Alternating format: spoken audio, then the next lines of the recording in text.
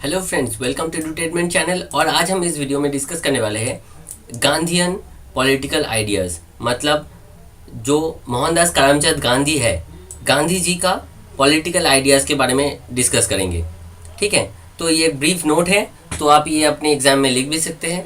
आप पहले वीडियो को देख लीजिए। अगर ये वीडियो आपको लगे कि ये आपके लिखने के लिए एप्लीकेबल है अपने क्वेश्चन पर, तो ये आप कॉपी कर सकते हैं नोट्स को। ठीक है, तो चलिए शुरू करते हैं वीडियो को। Mohandas Karamchand Gandhi was an Indian activist who was the leader of Indian independence movement against British rule। मतलब ब्रिटिश का जो रूल था उसके अगेंस्ट लड़ने के लिए इंडिपेंडेंस मूवमेंट जो था, भारत में स्वाधीनता जो संग्राम था उसको लड़ने के लिए ये एक बहुत फेमस लीडर था जो हम सभी जानते हैं गांधी जी का क्या भूमिका है हमारे देश में इंडिपेंडेंस के प्रति। ठीक है, तो उसके बाद देख लेते हैं the anti war activist. He was a anti war activist, युद्ध के विरुद्ध थे लेकिन वो एक्टिविस्ट थे। ठीक है, Gandhi ji was the primary leader of Indian independence. वो एक प्राथमिक लीडर था।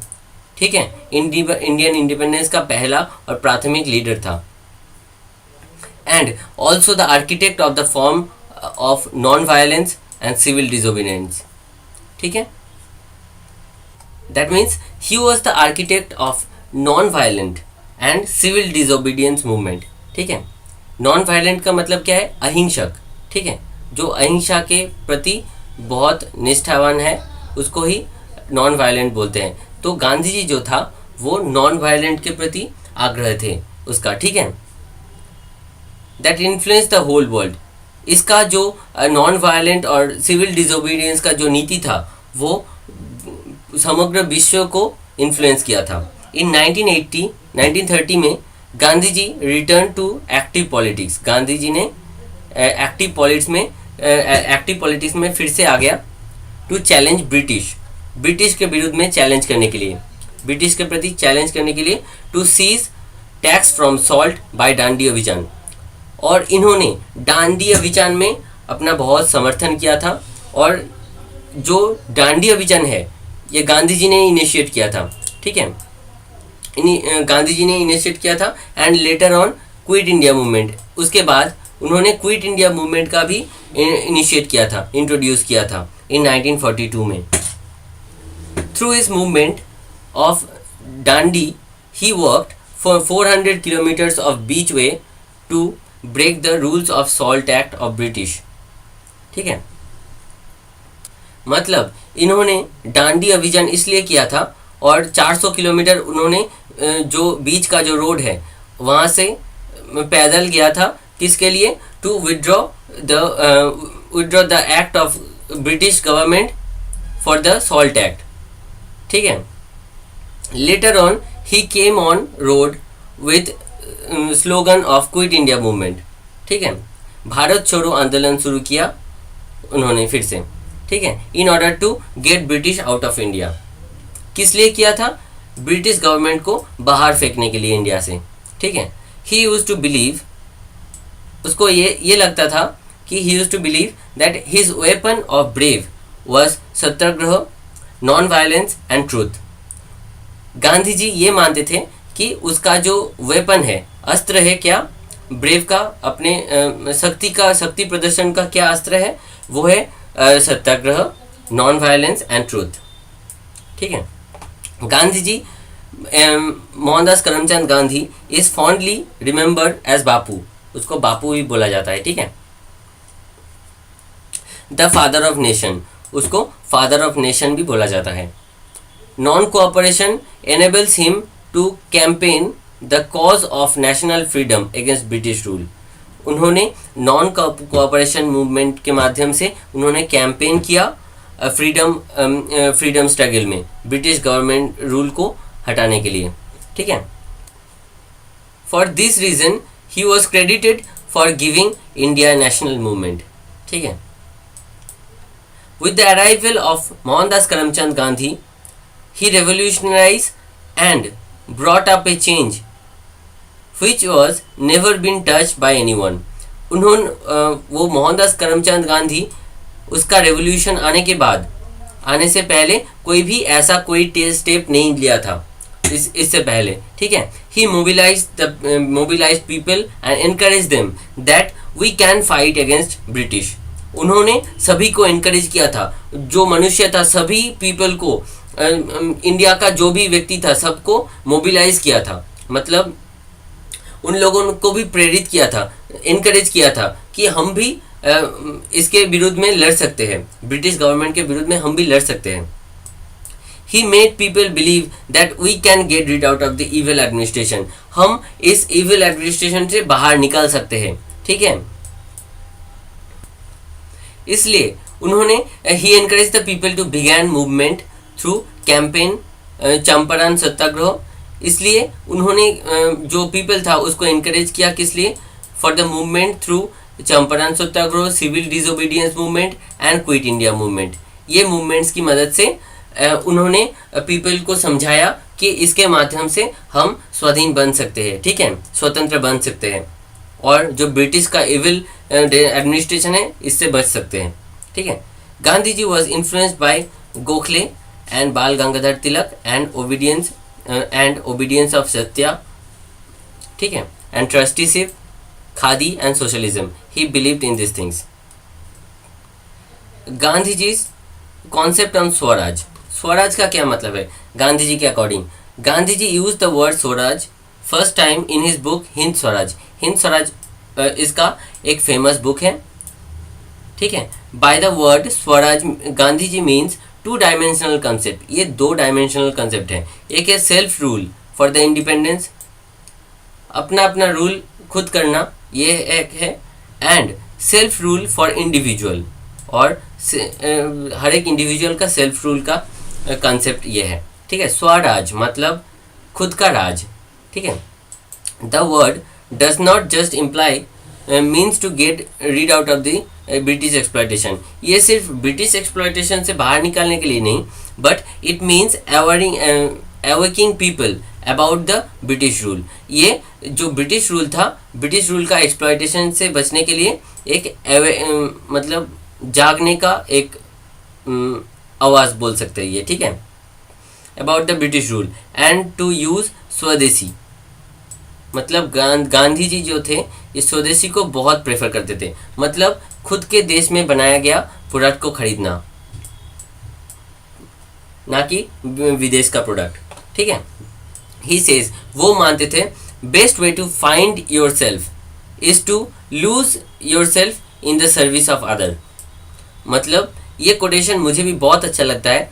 Best way to find yourself मतलब अपने आप को खोजने का बेस्ट तरीका क्या है? Is to lose yourself मतलब अपने आप को खो देना दूसरों के सर्विस में, ठीक है। He imply that to do everything for your country. मतलब इसका मतलब ये है कि जो भी करो अपने देश के लिए करो, अगेंस्ट योर एक्सप्लॉयटेशन। अगर कोई भी आपके ऊपर एक्सप्लॉयट कर रहा है आपको, तो उसके अगेंस्ट और देश के अगेंस्ट कुछ भी करो, ठीक है, देश के प्रति कुछ भी कर सकते हो आप थ्रू द वे ऑफ। लेकिन जो काम करोगे वो नॉन वायलेंस होना चाहिए, कोई वायलेंस नहीं होना चाहिए, non violence. Then you can find yourself in you. उसके बाद ही तुम अपने आप को खुद देख सकते हो, ठीक है, according to Gandhi ji. Gandhi ji concept on satyagraha and non violence. Satyagraha और नॉन वायलेंस के ऊपर क्या व्यू है गांधी जी का, चलिए देख लेते हैं। Gandhi believes that the strength of truth and non violence is superior than any other power.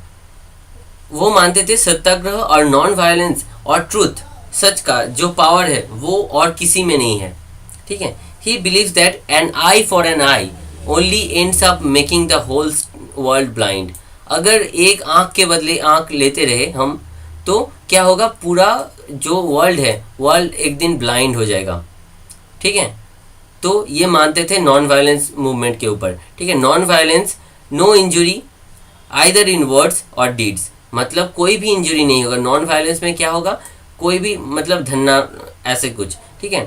Non violence में क्या होगा, नो इंजुरी होगा, ना ही किसी का कोई प्रॉब्लम होगा, ना ही इंजुरी होगा।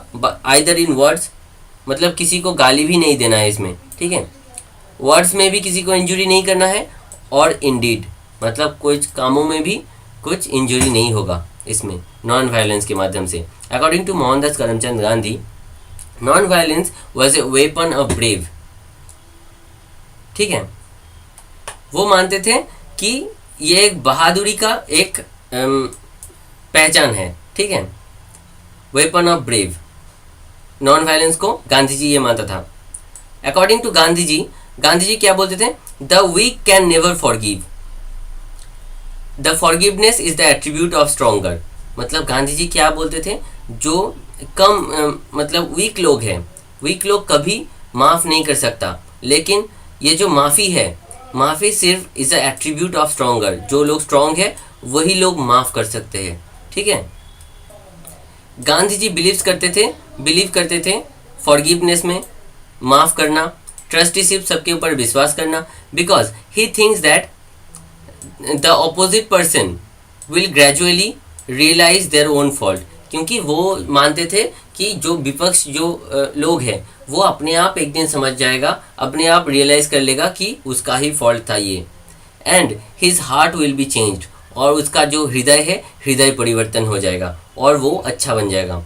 मतलब गांधी जी के अनुसार सबको माफ़ कर देना चाहिए, सबको विश्वास करना चाहिए, और अगर और किसी के अगेंस्ट भी कोई एग्रेसिव भावना नहीं रखना चाहिए, क्योंकि वो एक दिन ग्रेजुअली अपने आप रियलाइज़ करेगा कि उसका ही फॉल्ट था।